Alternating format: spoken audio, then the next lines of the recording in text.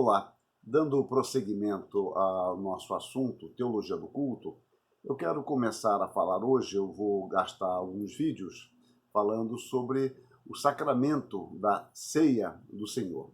E eu quero começar lendo uma das narrativas da instituição da ceia. Eu quero ler a narrativa que está registrada em Lucas capítulo 22, de 14 a 20. Diz assim o texto sagrado. Chegada a hora, pôs-se Jesus à mesa, e com ele os apóstolos, e disse-lhes: Tenho desejado ansiosamente comer convosco esta Páscoa antes do meu sofrimento. Pois vos digo que nunca mais a comerei até que ela se cumpra no reino de Deus. E tomando o cálice, havendo dado graças, disse: Recebei e reparti entre vós. Pois vos digo que de agora em diante não mais beberei do fruto da videira, até que venha o reino de Deus. E tomando um pão, tendo dado graças, o partiu e lhes deu, dizendo: Isto é meu corpo oferecido por vós. Fazei isto em memória de mim. Semelhantemente, depois de cear, tomou o cálice, dizendo: Este é o cálice da nova aliança no meu sangue, derramado em favor de vós. Como eu disse, Lucas 22, de 14 a 20. Em nossa introdução, eu quero começar a falar sobre a palavra sacramento, já que eu intitulei de propósito como sacramento da ceia do Senhor. A palavra sacramento, ela não ocorre nas escrituras. Ela vem do latim sacramentum, que na Vulgata é a tradução do Novo Testamento feita para o latim, do grego para o latim. Então a Vulgata traduziu o grego mysterium por a palavra sacramento, né? A palavra mistério por sacramento. A palavra sacramento, ela significava primariamente um depósito financeiro feito em juízo entre as partes em disputa. Posteriormente passou a significar aquilo que era separado como santo, ou o juramento que os soldados prestavam ao seu comandante, envolvendo assim as obrigações decorrentes deste compromisso.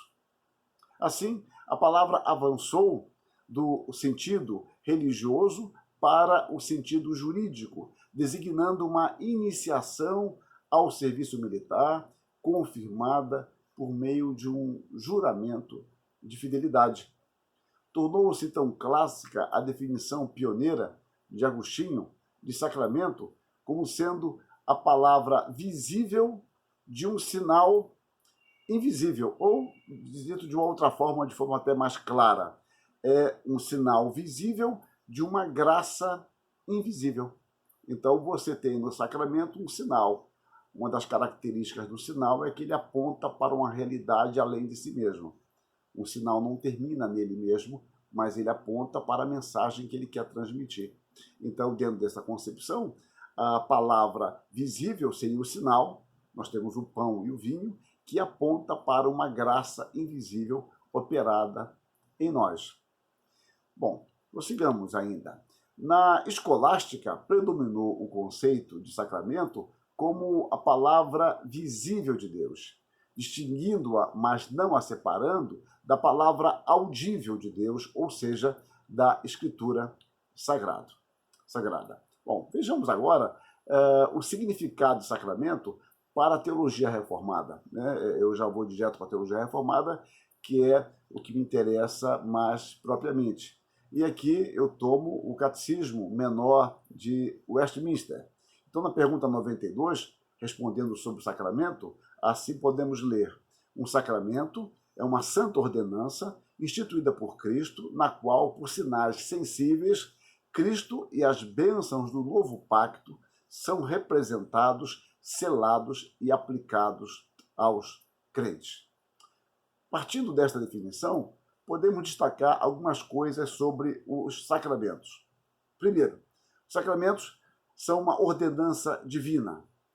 Segundo aspecto, eles recorrem a sinais visíveis. Né? Eu admiro pessoalmente a precisão da explicação da Confissão Belga no artigo 33, quando falando sobre sacramentos, diz que os seus elementos são, abre aspas, são signos visíveis e selos de algo interno e invisível por meio dos quais Deus opera em nós o poder do Espírito.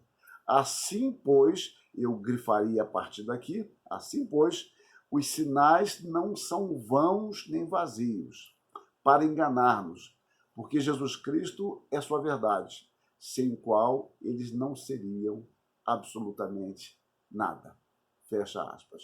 O segundo aspecto que eu destaco aqui é o Catecismo de Heidelberg, escrito em 1563. Diz que os sacramentos são os sinais e selos santos e visíveis instituídos por Deus para que, pelo seu uso por nós, ele possa, de modo mais completo, revelar-nos e selar a promessa do Evangelho, por causa do sacrifício único de Cristo realizado na cruz. Ele, de graça, nos concede o perdão de pecados e a vida eterna. Isso está na pergunta, é a resposta à pergunta 66.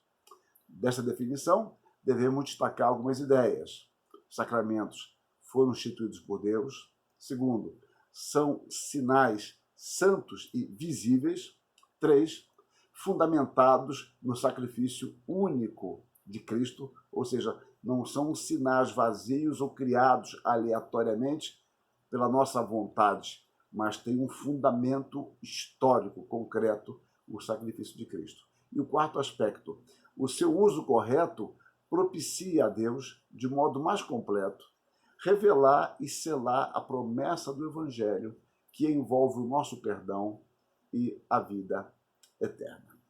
Eu chego agora num outro tópico, que eu chamo de a compreensão prática de Calvino em Genebra. Eu estou abordando sobre ceia dentro do culto, mas sendo mais específico dentro de uma abordagem reformada. Mas isso eu vou deixar para o próximo vídeo. Que Deus nos abençoe, que nos instrua e que esses estudos contribuam para a nossa participação mais intensa, e consciente e sincera da ceia do Senhor. Amém.